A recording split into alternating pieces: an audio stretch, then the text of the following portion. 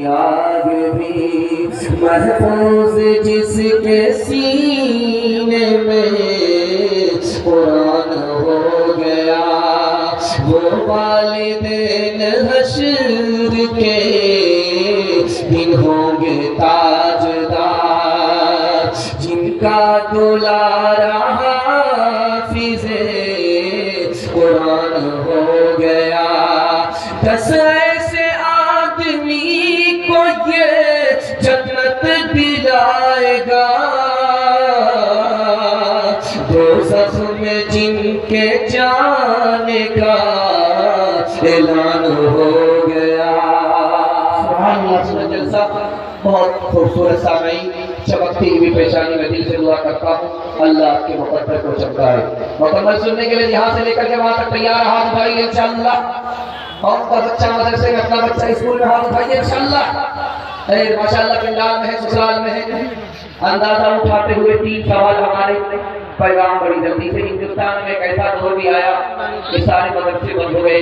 हिंदुस्तान में एक ऐसा दौर भी आया कि उलमा को फांसी पर चढ़ा दिया गया। हिंदुस्तान में ऐसा दौर भी आया कि कुरान को जला दिया गया। कुरान और इस्लाम बाकी कैसे रहा, ये मेरा पहला सवाल है। दूसरा सवाल है, हमारे नबी पैदल चल रहे हैं, सहाबी सवार हैं। सहाबी ने पूछा या रसूल अल्लाह आप पैदल क्यों चल रहे हैं? तो अल्लाह के रसूल ने कहा कि आपके एहतराम में मैं पैदल चल रहा हूँ। अल्लाह के रसूल ने एहतराम की क्या वजह बताई, ये मेरा दूसरा सवाल है। तीसरा सवाल है, कुरान इतना आसान है कि आपका एक ही बच्चा मास्टर भी बन जाएगा, हाफिज भी बन जाएगा। तरीका मैं बता रहा हूँ, अमल आप करेंगे, हाथ उठाइए इंशाअल्लाह। बड़ा खूबसूरत जलसा तेजी के साथ निकल रहा है, बड़ा दूर तक सिलसिला है। बेंगलोर, हैदराबाद, कहाँ कहाँ के मेहमान आपकी खिदमत में आ रहे हैं। क्योंकि आपकी पेशानी को मैं देख करके महसूस कर रहा हूँ कि आप वाकई मेजबानी का हक अदा करके उठेंगे, सुनने का हक अदा करके उठेंगे। जब तक कि दुआ न हो जाए यहाँ से नहीं जाएंगे। आप उठाइए इंशाअल्लाह। बड़ा खूबसूरत जलसा तेजी के साथ निकल रहा है। 1838 ईस्वी में हिंदुस्तान में 80,000 मदरसे बंद हो गए, अंग्रेज ने बंद कर दिए।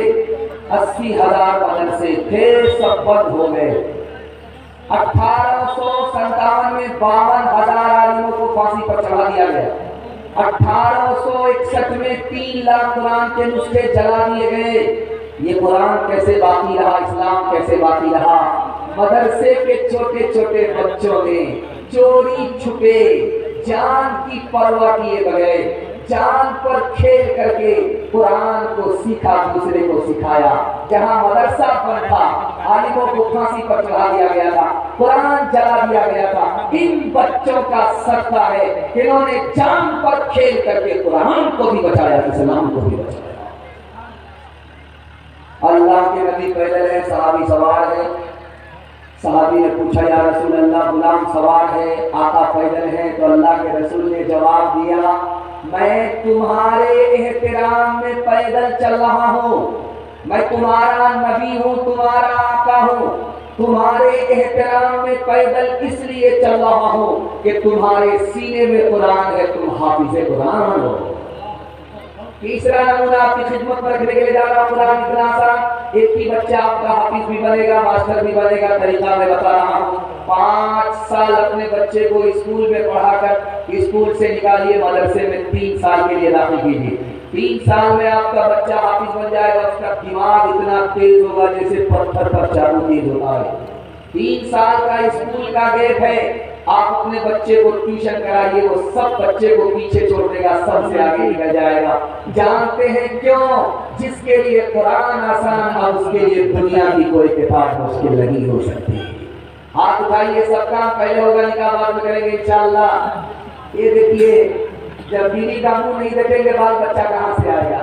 हरदम बरस रहे हैं अनवार मदरसों में, आकर तो कोई देखे एक बार मदरसों में। हर पल मोहब्बतों का इजहार मदरसों में, गुफ्तार मदरसों में, किरदार मदरसों में। दिन भर तिलावतें हैं, दिन भर तिलावतें हैं, सब भर इबादतें हैं। होता नहीं कोई दिन इतवार मदरसा, होता एतवार मदरसों में।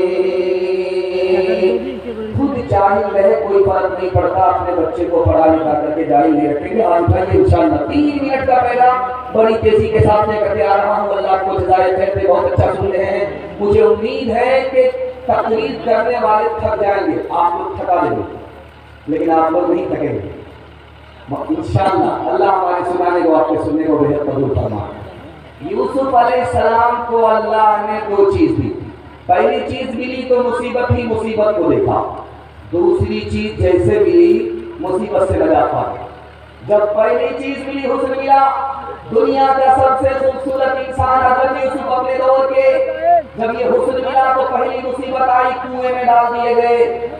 दूसरी मुसीबत आई कि सुलेखा ने जेल खाने में डाल दिया। और जैसे ही अल्लाह ने इल्म दिया, इल्म का सदका कि जेल से बाहर आए, कुर्सी पर बैठे तो 90 साल तक हुकूमत किया। सुलेमान अलैहिस्सलाम को अल्लाह ने 3 बातों का इख्तियार दिया। सुलेमान एक चीज दूंगा, तुम्हारी मर्जी, जो लेना चाहो। माल लेना चाहते हो माल देंगे, हुकूमत लेना चाहते हो हुकूमत देंगे, और इल्म लेना चाहते हो इल्म देंगे। सुलेमान अलैहिस्सलाम ने सर झुकाया, सर उठा करके कहा कि मालिक मुझको इल्म दे दो। अल्लाह की तरफ से जवाब आया, सुभान अल्लाह, सुलेमान तुमने असल चीज हासिल कर ली। इल्म के बगैर माल नहीं है, इल्म के बगैर हुकूमत नहीं है। सुलेमान जब तुम्हारे पास इल्म आ गया, लो मेरी तरफ से फ्री में मानो, दौलत भी ले लो, हुकूमत भी ले लो। आप जैसे बैठे हैं उसी तरह बैठा हो, हाथ पांव नीचे है, दिल बीच में है, दिमाग ऊपर है, ठीक यही हाल आपका है। इस तकसीम पर गौर करेंगे तो आपको नतीजा सामने आ जाएगा कि इल्म कितनी बड़ी दौलत है। हाथ पांव से आदमी काम लेता है, इसको सबसे नीचे रखा। दिल से आदमी दौलत कमाता है, इसको बीच में रखा। और दिमाग से आदमी इल्म हासिल करता है, इसको सबसे ऊपर रखा। मतलब था कि अगर तुम्हारे बच्चे के हाथ में इल्म आ गया, तुम्हारा बच्चा सबसे ज्यादा सरबुलंद होगा। खुदा